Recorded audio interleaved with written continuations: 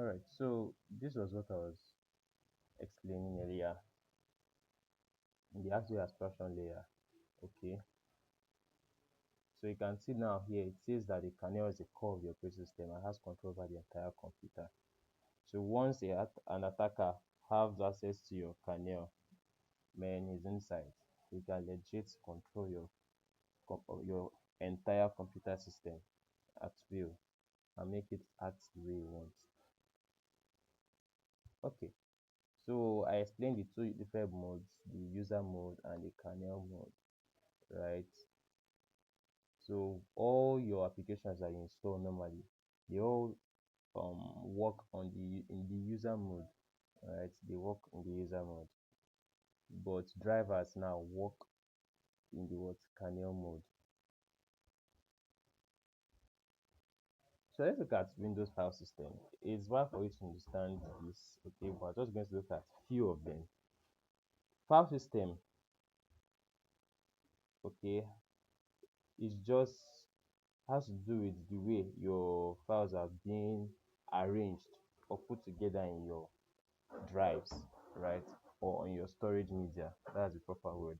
It could be your hard drive, it could be your flash drive, your memory card, or your um, image image disk. When I say image disk, I mean like your CDs, your compact disk. Okay, so there are different file systems that Windows supports, and one of them is this FAT or exFAT.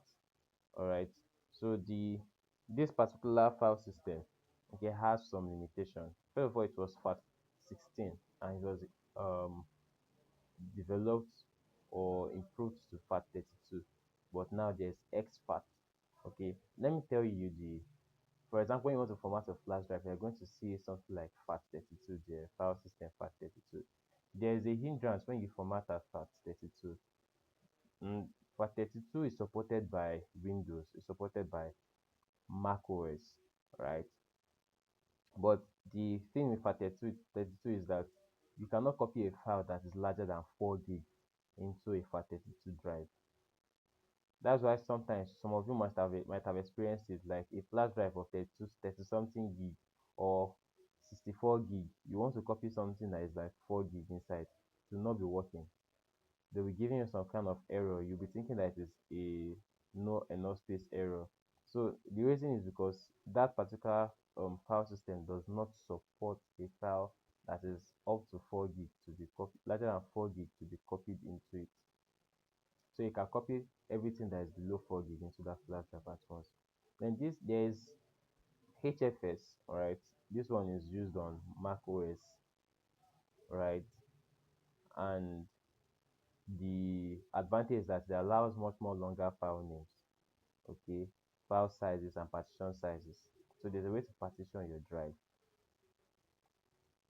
I guess did I do partitioning for us? Did I show us how to partition? No. Okay, I think I'll do that in this particular um section, okay, on Windows. Um, is this HFS is majorly used by macOS, all right, but it's not supported by Windows. Okay, but Windows can read the files that are inside this part of this kind of file system. For example, format your flash drive as HFS. Although you can't use Windows to format your flash drive as HFS, you will not see the option here. But if you put that flash drive in a Mac OS and you want to format it, you see HFS. So Windows can read the files that are inside HFS flash drive, but Windows cannot write to the flash drive. When I say cannot write to the flash drive, it means that you cannot copy something into the flash drive. There's also ext, all right. This one is usually used by Linux, okay, and it's not supported by Windows, but Windows can still read um, files that are inside. Then there's NTFS. NTFS is supported by Windows and Linux, but it's not supported by Mac OS because Mac OS can read files from it, but Mac OS cannot write files to it. Although when you install some kind of drivers to your Mac OS, you'll be able to write to the flash drive. That's why most times most file systems are or default file systems are NTFS because it's something that is generally compatible with. every operating system.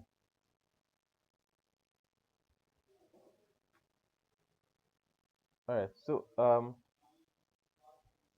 Windows file systems, okay, for example, the NTFS now creates some important structures on the disk, okay, for file storage. And we have the partition boot sector, okay, that's the first 16 sector of the drive.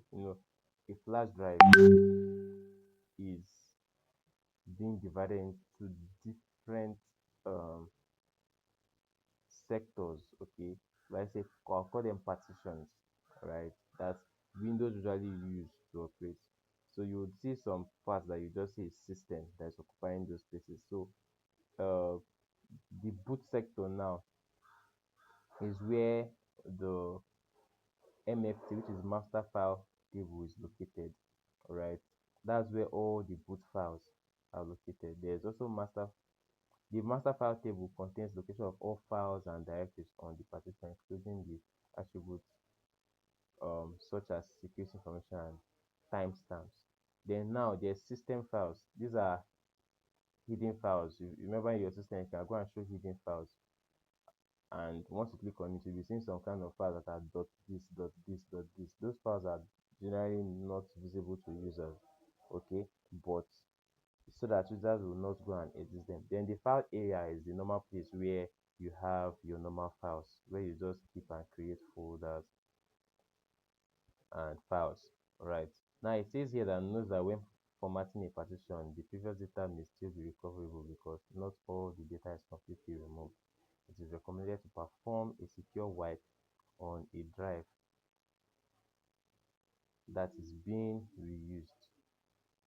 Okay, now let's go straight to some labs. Let me show you some things that is about this Windows operating system.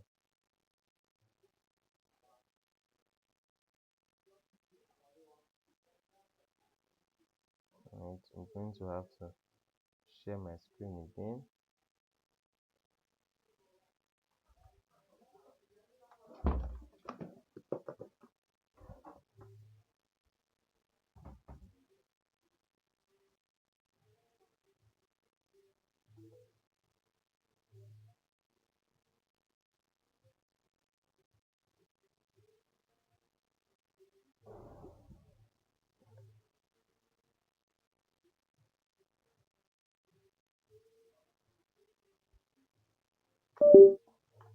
All right.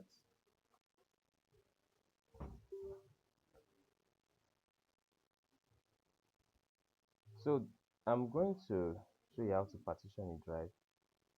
Right. I'm going to use my flash drive as an example. First of all, I'm going to use my flash drive as an example. So you understand file system better. So I just plug the flash drive. Right. I'm just plug the flash drive, and here's my flash drive. So you can see from my um, PC here, I have four partitions. Okay, three partitions rather now, and I use encryption on three of them, which is BitLocker.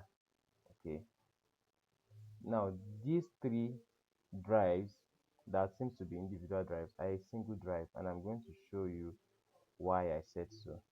So one how to do that, one of the ways is to come here, and if you're using Windows 10, you should see it like this immediately. But Windows 11, you have to click on more options. Okay, so this is manage. So when you click on manage, another way you can just type your search menu and search for disk management. So what we are coming to is what disk management. So right here you can see that I have two disks on my system. Now this is the first one, which is my internal hard drive, right, where I have my local disk C. You can see suitcase, you can see safe, just like we have here. Local disk C, suitcase, and what safe. That's proof that it's just what one hard drive that was partitioned. And you can see that those different partitions were uh having their different file systems. This was formatted to what NTFS. this was formatted to what? Expat. This was formatted to what? NTFS.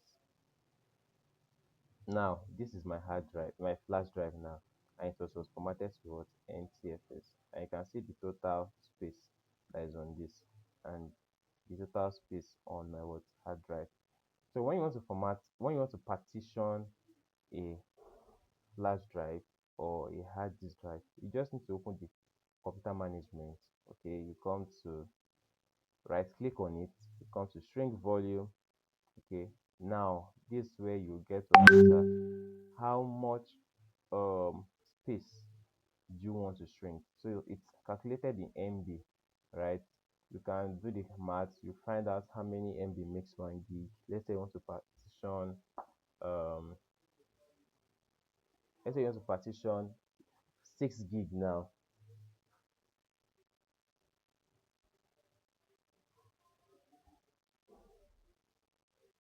So let's say you want to partition 6 gig.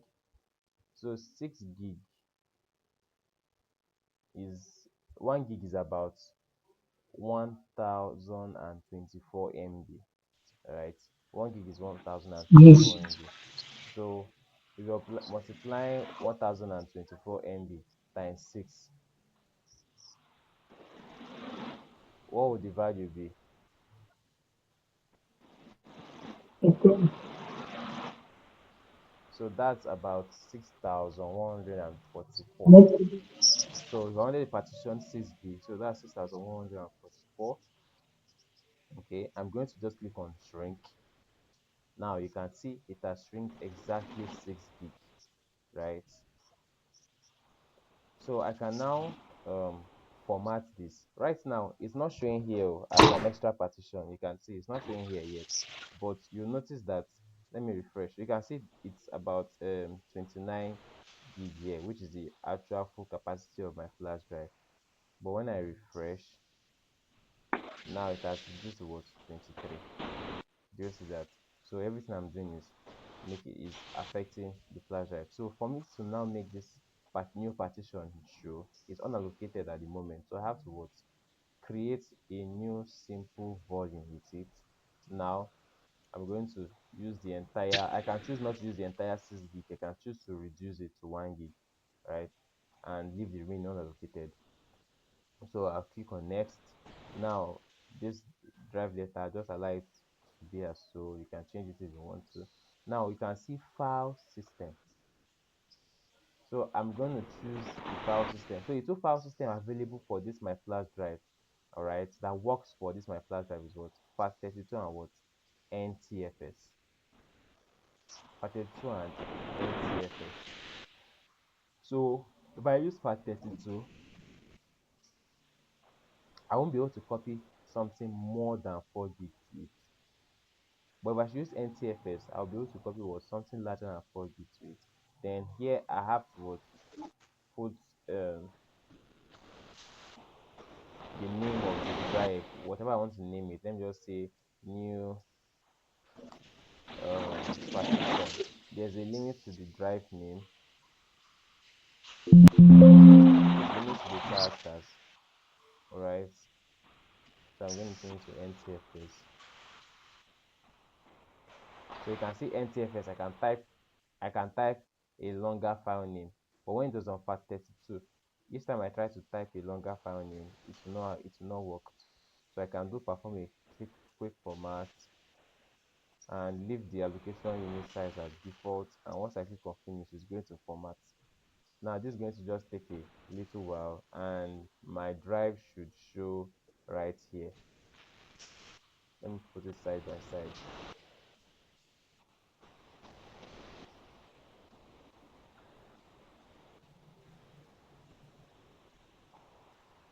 Okay, almost done.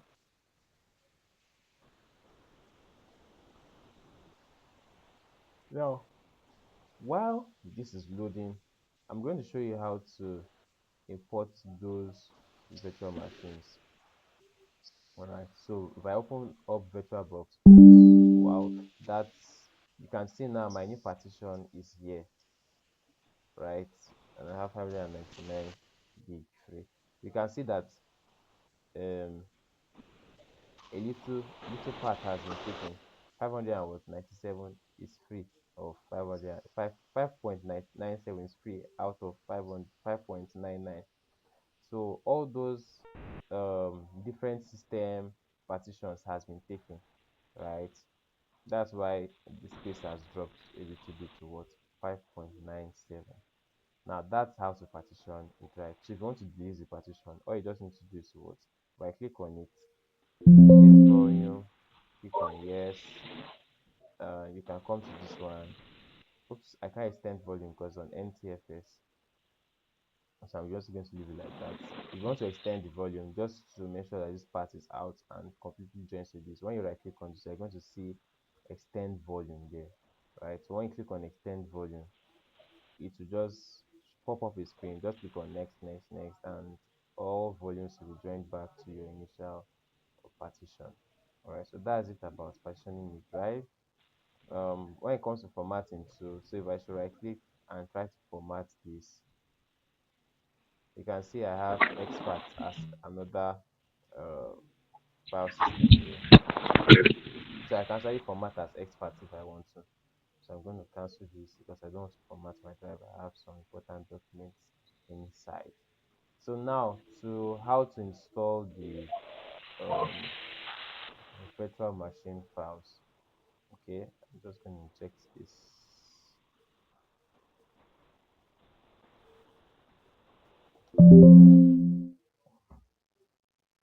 Okay, now this is my virtual box.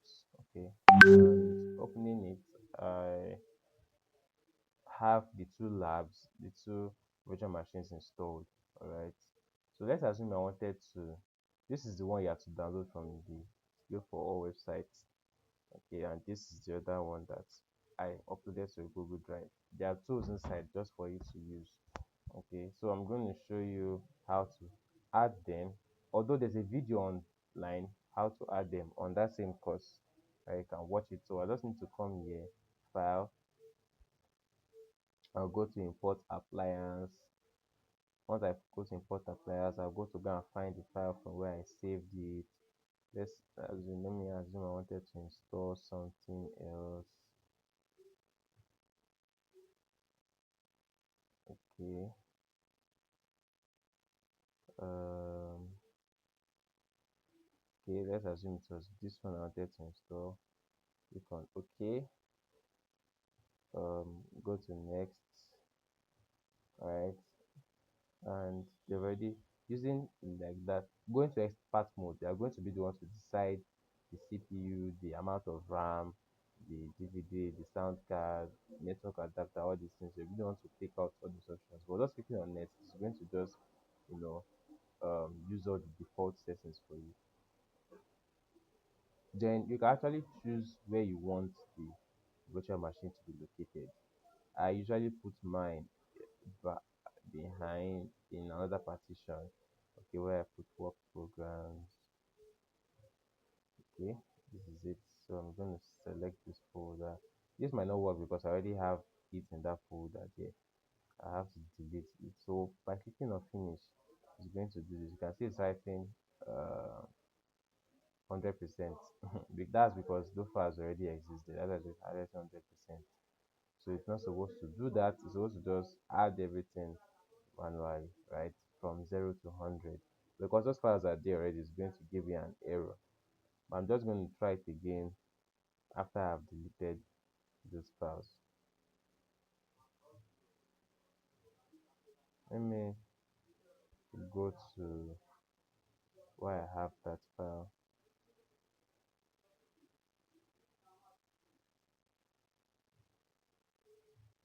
That's security onion.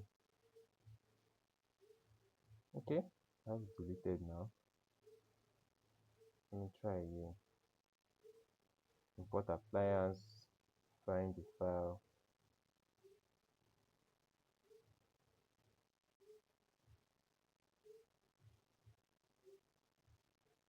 Okay, I'll click on next. Go back and choose where I want it to be. which is inside my suitcase where I have work programs and select folder. I'm gonna click on finish. Alright, so you can see now it's importing appliance from zero. That's because those files are no longer there. So this is going to work now. And immediately it has completed successfully imported, it's going to, you know, get 100%. I'll click on finish and my virtual machine is going to appear here. So while this is importing, let me just show you some stuff on the virtual machine environment. Okay, so for this one now, once I click on start, okay, it's powering up the virtual machine.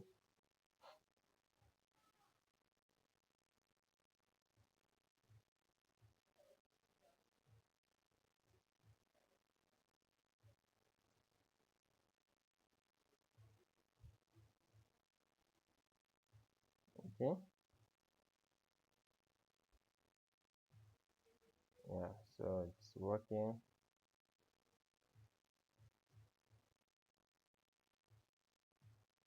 So these virtual machines are Arch Linux based distributions, Linux distributions. So they were from Arch Linux, they were just customized for this particular course.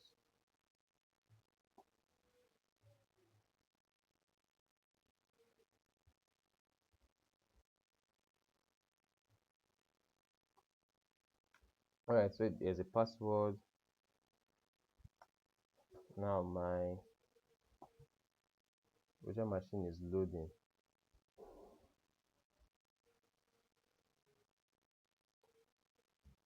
Alright, so this is my Linux environment, and right here I have my terminal, and the terminal I can just use ls to show uh, the different files that are inside this particular user. So just to open this, so I have this. So these are the list of files, right? So I have space of text as a file that is there. I have my desktop, my downloads if I wanted to download something. Okay, second drive,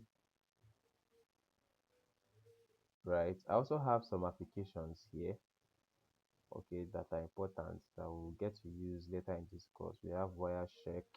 So Wireshark is actually for monitoring PDUs. Okay,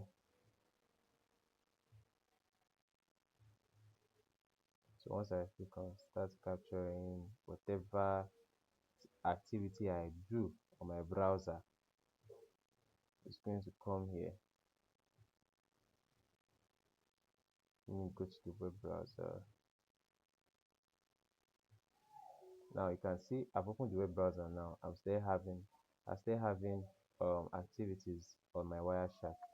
So once I try to enter a site, okay,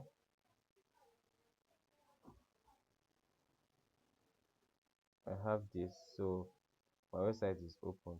So Wireshark just constantly what monitors the every request that is being made on your computer system. So we have source IP address, destination IP address, whatever kind of protocol. Don't worry, when we start network, we will understand all these things. Okay, so these are several information that we have in Wireshark. Then come and even check for some other informations right here. Right, so let me just stop this and close it. So this is actually the security workstation Linux environment. Okay, I can terminate this by coming here, clicking on shutdown. It's going to shut down just like you shut down your normal system.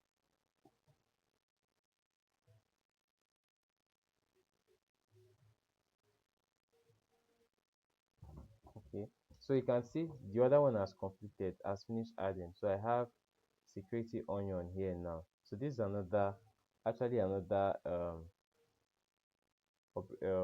virtual machine, although not used in this particular course. All right, so you can see that's how to import your appliance. All right.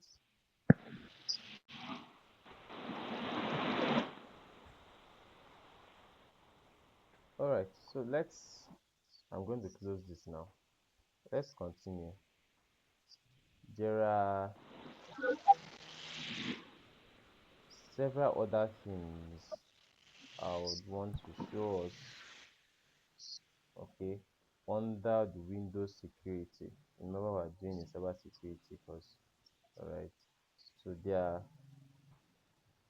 there's something called password policy in Windows security. Okay, there's something called password policies. But before we get to password policy, let's look at users, okay, and the task manager. All right, so there's something everybody should know, the Windows task manager. So sometimes your system can be slowing down. The shortcuts, you can just right click here, you're going to see task manager, or you press Ctrl Shift Escape, you see the task manager. All right, and the task manager shows a lot of information that is very, very useful. All right, so right here we have the different processes that are currently running on the computer system. So we start from the process tab. Okay,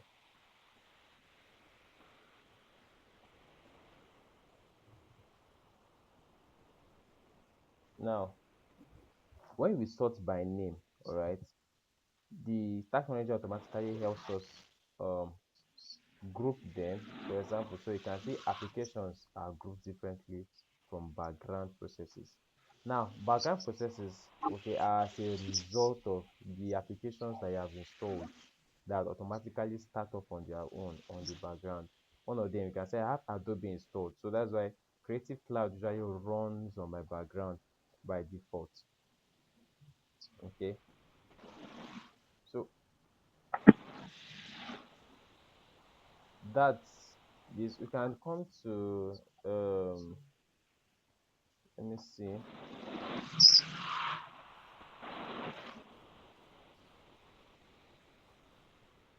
We can actually end processes. Okay, you can end tasks. For example, I have, let me open up, okay, my PowerPoint is open, right?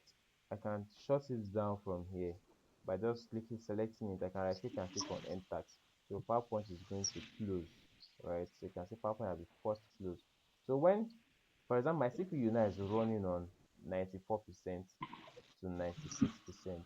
Okay, now if I want to know what particular application is consuming most of my CPU, I just need to come and click on CPU here, and it's going to rearrange all the processes by the from the highest to the lowest. So I have my Chrome browser consuming a huge percentage of my CPU. The same thing with your RAM. So when your system begins to slow down, it means that most of the time your RAM is being used about almost 100%. So you just come here and check whichever program is consuming much of your RAM. So you can see my Chrome is using about 1.4 gig of my RAM. If I opened VirtualBox now, say a virtual machine, so VirtualBox will definitely um outclass every other application in using my RAM because it consumes a lot. All right, so the same thing with my disk. Okay, apps are required that will need to, store information on my disk, and that of my network too. So you can see my network speed. Chrome is actually using my network. That's why I have my Google Meet running. So I'm consuming almost 1 MB per second. So at some point you can see it gets to 2 MB per second. So I wonder how much data I'll consume before the end of this class if I'm consuming up to 3 MB per second. All right, then we also have, let me make this pop up. We also have the performance tab. Performance tab is where you can use a graph to monitor your CPU, all right, processes with a map, with a graph.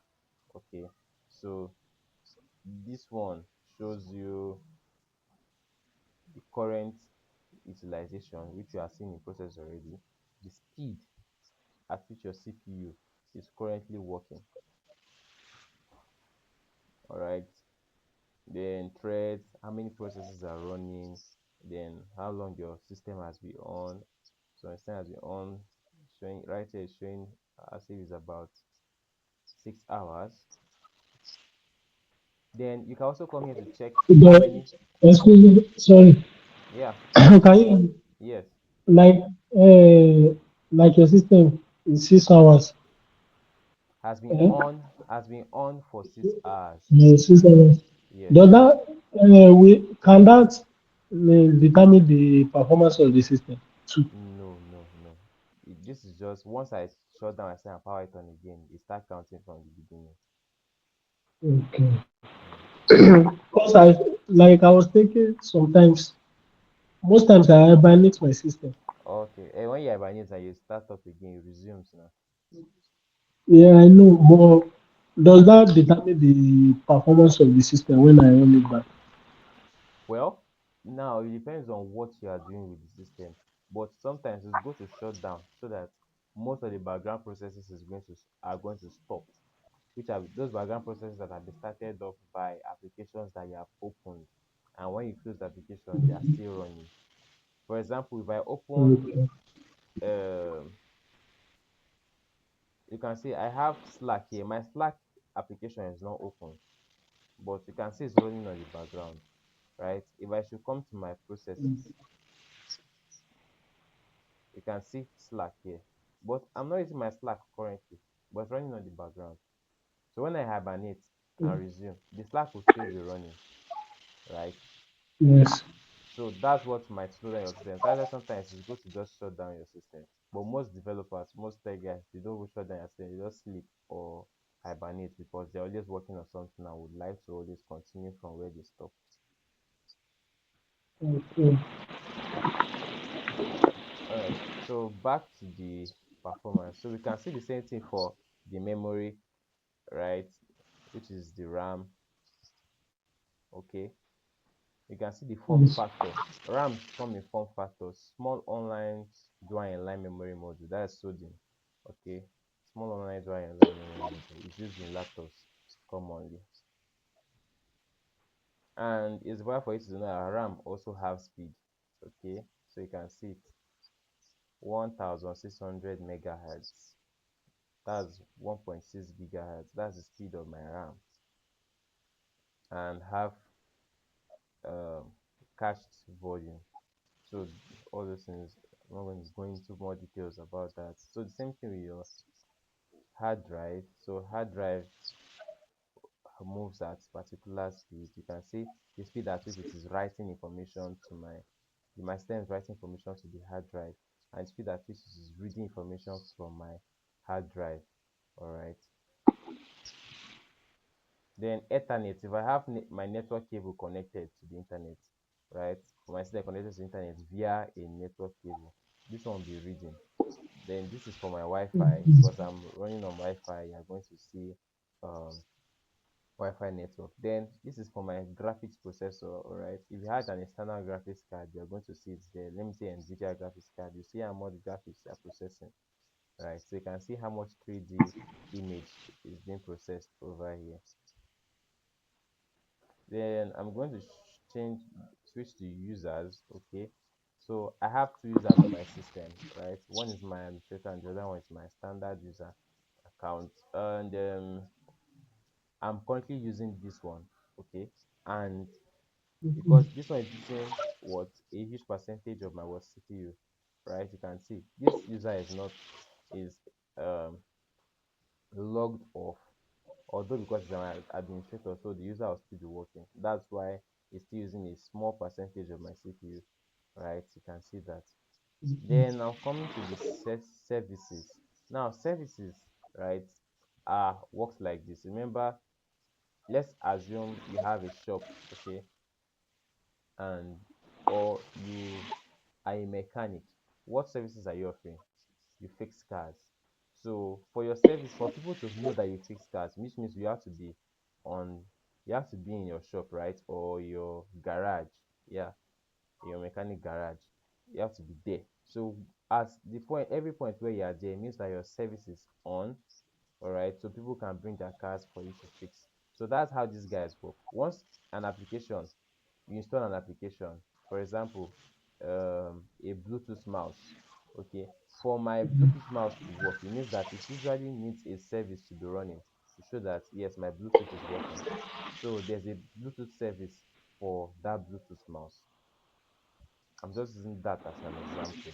Okay, that's how the services work. So the services help to ensure that applications are running correctly or aids applications to run properly. So without some services, some features might not work. Something like Bluetooth now might not work in that particular application. Then when it comes to startup apps, right? Startup apps now, these applications that start up immediately you power on your system. Now, immediately I on my turn on my system, these applications on. Everything that is enabled here, this one automatically will start. Xbox has been disabled. Slack is automatically opens up. That's why it was because it's enabled. That's why it is still hanging here, even if I've not opened my Slack since I powered on my system.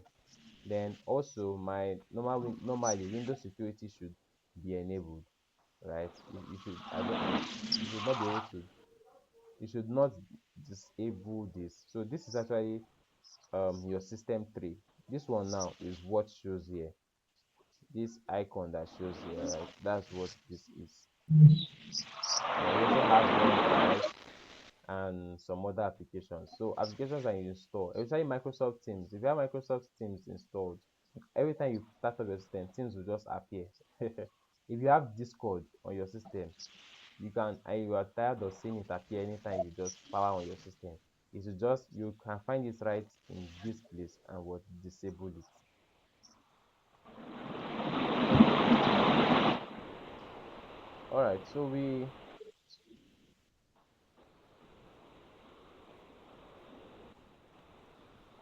let's move on. There's something else I was supposed to explain, which is users, right? So let me show you the users. So you can do that in control panel, right? So you can search for control panel.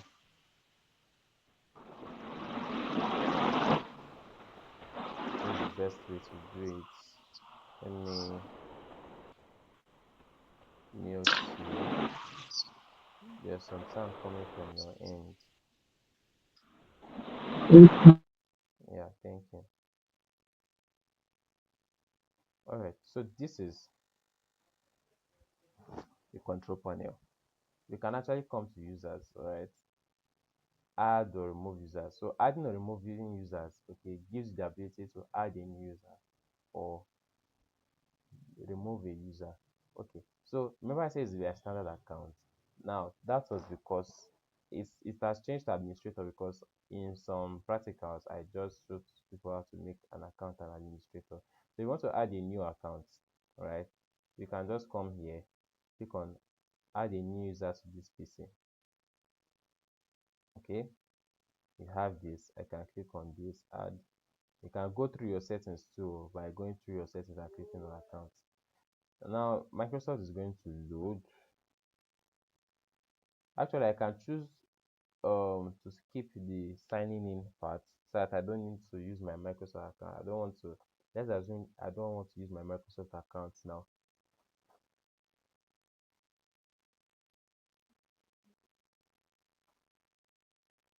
I just clicked on that button.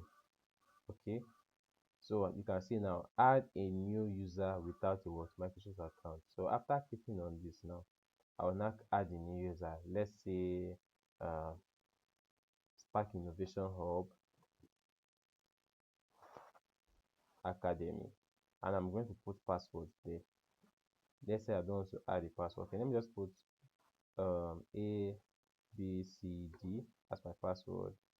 And then A B C D as my password. Then I have some questions here, and I'm just putting all the answers A B C D. These are security questions, just in case you get as out of your locked out of your user account. All right, so now I just remember I set some password requirements in my password policies. Right, ABCD EFG. I'm going to add EFG. EFG. Okay, so I'm going to click on next. Oops, my password requirement. Okay, I'm going to remove the password just so that continue like that. Ah, wow. So I must add password. All right now.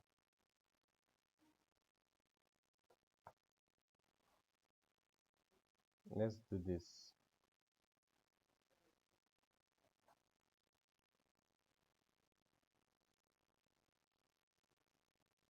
Okay, so I have this.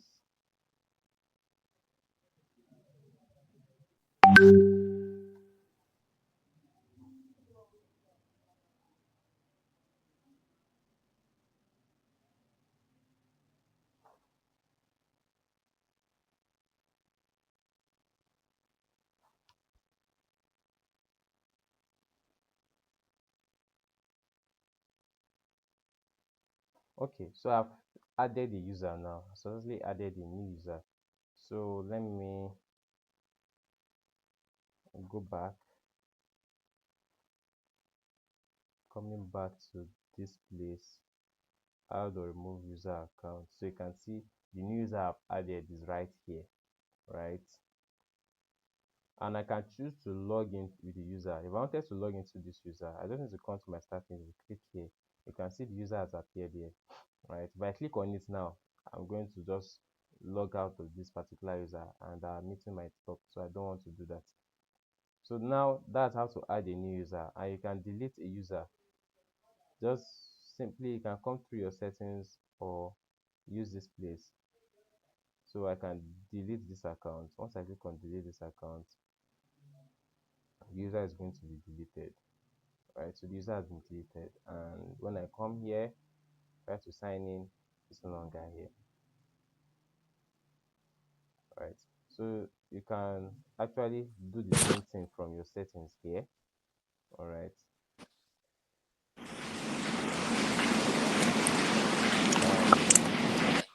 let's go back to our user. Now there's something called account type, right? So let me go back here. So you can change account type. Changing account type, for example, for this user, all right,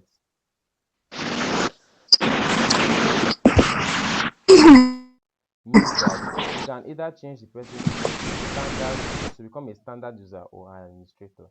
So at this point, I've made this user an administrator, meaning that I'll be able to what modify a lot of system settings with this particular account.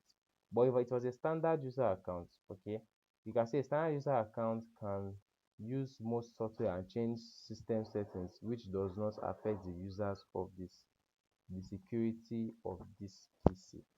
So this person cannot tamper with security settings. Once I put this user cannot tamper with security settings once it is on standard account. But I put it on administrator before so that I can from this user open up the disk management. If I was on a if I make this user a standard user, I won't be able to open up disk management to make to create partitions. I only have the ability to view and see what is there, but I cannot create partitions or format drives because I'm a standard user. All right, so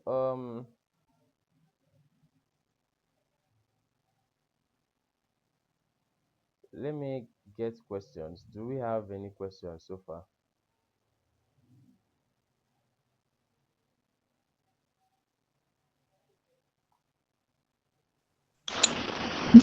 There's no question, but after downloading the Linux, what you sent to the group, the file on Mm, Google Drive, yeah. is there like a guideline to it to so that we can remember? Okay, the how to install the virtual machine on your system. Yes. Yeah, that was what I showed you using the virtual box. Yes, I can like I don't know if I could remember how to grab everything very well. Okay, well, you can always come to your course, right? On Okay. your course, Okay. okay, let me Mm. right on your course here, okay. Under when you get to this Linux, okay, under introduction, you see a video. You see a video here. You can see this video. Once you click on this video, it's going to open up a page for you, and you watch the video. That they showed a demonstration of how to add those virtual machines. So it's a video. So let me just leave this page. All right. So that's it. You can see the video there online. Okay.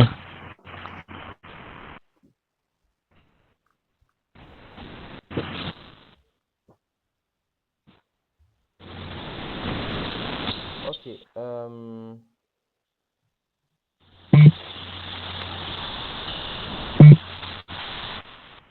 Let me go back to our meeting to see. Okay. Saifa Elua, any questions so far? No, sir, just the same question, just the same thing he asked about. There's Okay. a video to guide us through. Okay. All right. Let's look at a few things in the let's look at a few things in the shell. Okay, in the Windows shell before we call it a day. When I say shell, the command prompt first before we go to the shell.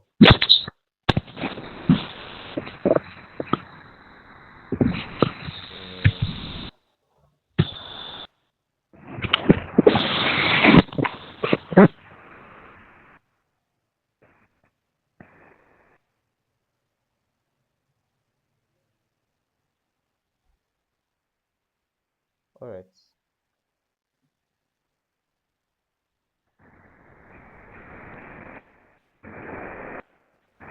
So this is the difference between command. There's command prompts. There's Windows. There's shell. All right. Typing cmd shows you a command prompt. So I just open my command prompt, and this is PowerShell.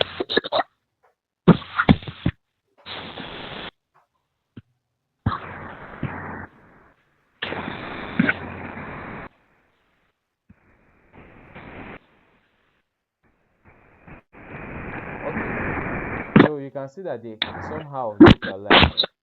Okay, actually, this command prompt is just a way to mimic the Microsoft Disk Operating System, right, which is MS-DOS, which was then when Windows was first introduced. When Windows was first produced, it was just black and white screen like this, where when you need to jump through files, you have to be using um, you have to be using just text, right? So that's what the command prompt is imitating.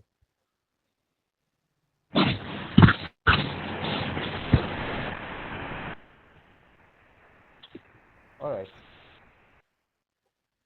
let's look at this. So there's a way to actually check your um internet protocol settings or internet protocol information. Let me make this big. Uh, make it big, a little bit big. So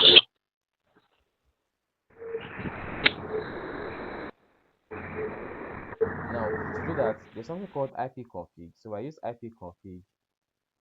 All right, it's going to give me all my internet properties. So this is Windows IP configuration, right? My internet, so you can see media states for my Ethernet. Now I have a Wi-Fi, I have an Ethernet port, right? The Ethernet port is what disconnected, right? Not is connected to it. And let's look at um my wireless.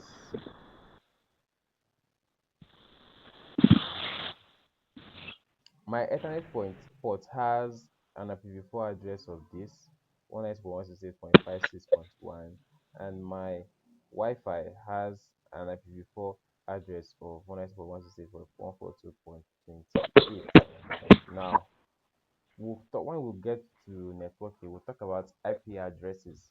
Understand how IP addresses are being shared, probably how to share IP addresses. Then we use packet tracer to set up system IP addresses on systems, simulate how two systems can communicate.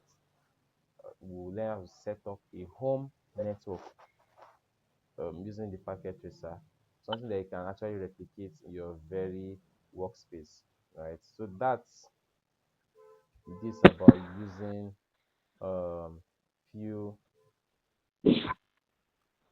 of the commands here of just showing the IP address and internet information on your from your command prompt. Okay, let's look at the shell now.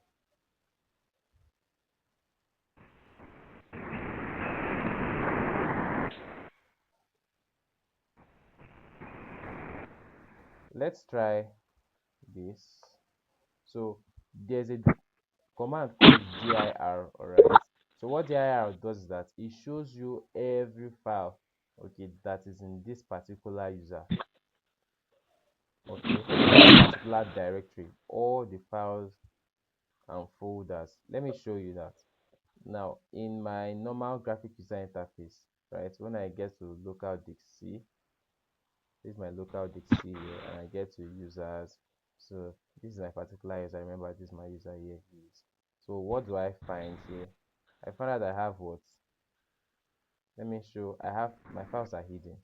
So let me show hidden files so that you can see everything. Now, what is the first thing I have? I have .virtualbox.vs code. You can see them, right? I have app data, Cisco packet tracer, contacts, desktop, document, downloads, favorites, links. You can see the different directories here. So it's the same thing I have right here on my what command prompt using the dir command.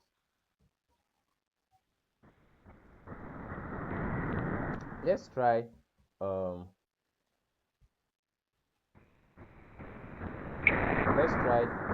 some other commands. Let's say cd music. So now I've entered into my music folder. So if I should open up my music folder, I have, okay, it's actually empty. All right, it's actually empty.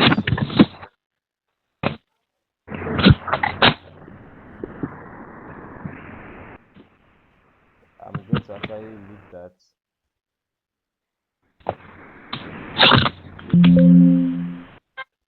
My music folder is empty.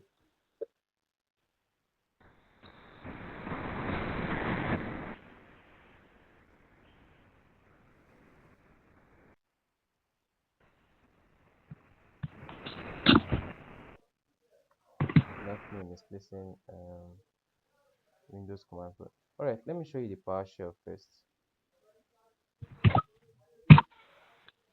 Now on the PowerShell, we're going to try the same commands that we use: ipconfig. So you can see ipconfig displays the same thing, right? So that works. Let's try another one. The dir. So dir also what displays the files in the particular directory, but this time around, okay, it also displays some other properties. That's for the shell. It displays some other properties, right? It shows the first one here. It shows the drive that it is, right? As you have different dashes, dash dash dash dash. Now all these dash dash dash dash you are seeing here, they actually have different uses. Okay, some of them shows whether users can what write to the particular folder, right, or read the particular folder, or delete or modify stuff in a particular folder. Every different dash here has a particular value that it can change to.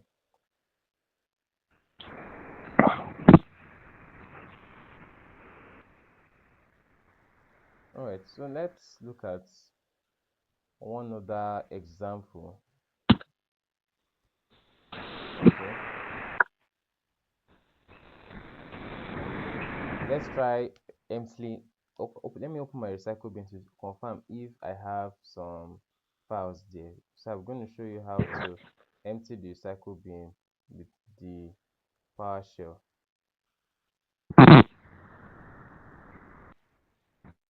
Okay, so I have files in my recycle bin, right?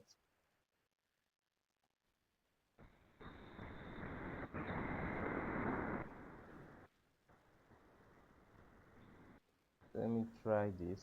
If this will work on Windows, clear.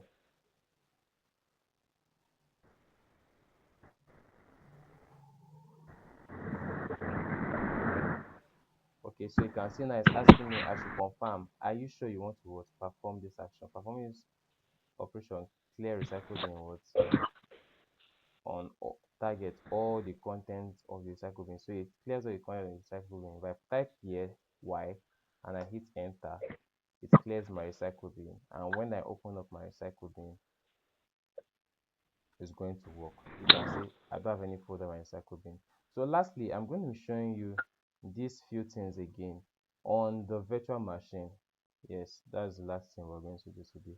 Then I'm going to show you that actually my system, which is my Windows SCM, can communicate with my virtual machine. All right, so let me use this one, the serverless workstation.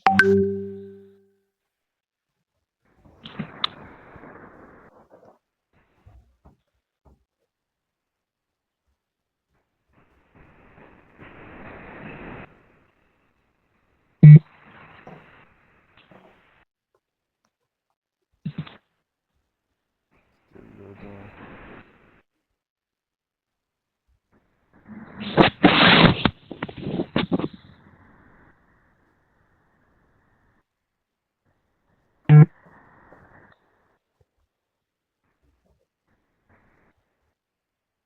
All right.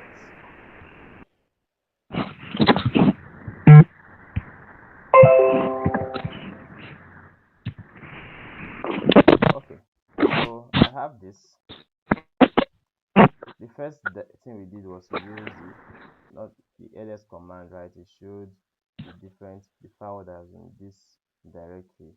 Then let me see the dir. Let's see it shows. So the same thing. Either and ls shows the same thing. So the ipconfig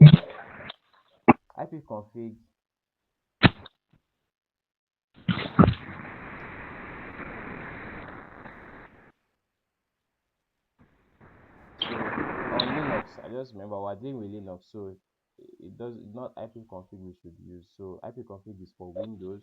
Then for Linux distribution, you use IP address, right, to show the internet protocol address of your virtual machine. Right, so I have this here as my IP address. All right, so let me now check to see if I can communicate with my Windows from this. Let me go back and find my IP address. So I have this as my IP address, right? 192.168.142.28. Let's see. So to check that, I can use ping 192. What? Oops, just remember I'm using. I was trying to use a shortcut. 168.142.28. 168.142.28. All right, so now this is actually replying. So this works. My Windows computer is responding to this particular ping. So the command ping is just to check for connection, right? And it's going to continue. I have to press um end that with Ctrl C. So let me try pinging this particular IP address from my Windows host. So 10.0.2.15.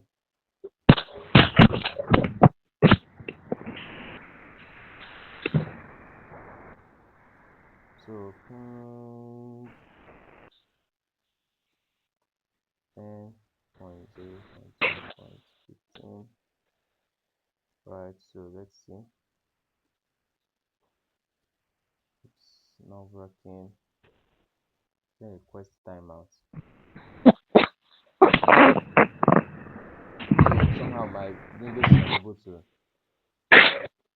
communicate with my virtual machine, but my virtual machine is able to communicate with my Windows host operating system.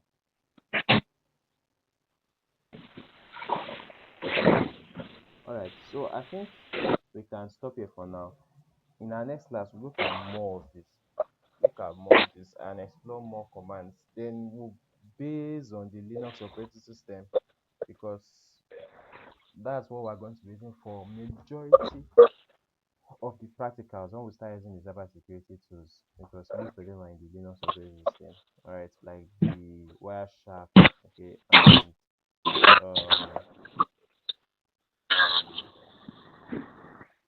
this is text. This one is a text editor, and just the shell. So working with majorly the shell and the Wireshark. So we'll see how that goes tomorrow.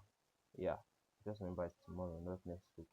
Okay, so I'm going to quit this now and end my virtual machine. Remember, you can watch how to add an appliance from the website. Right, I just keep opening this. So from the website, you can watch how to add an appliance. And don't forget that this is where you download the first virtual machine for the CSC Essentials virtual machine. So you should check it out and download it probably before tomorrow. Then you go your way to go through these materials here. We're not going to be dealing with mobile operating system. You can do that if you want to, and write the exam and get your badge, right? But this is what we're going to be majoring on: the Windows operating system and the Linux overview. All right, so I'm gonna stop sharing now. If you have any questions against tomorrow, or anything that we were supposed to talk about I did not discuss or I skipped, is there anything that I mentioned I was supposed to talk about that I skipped?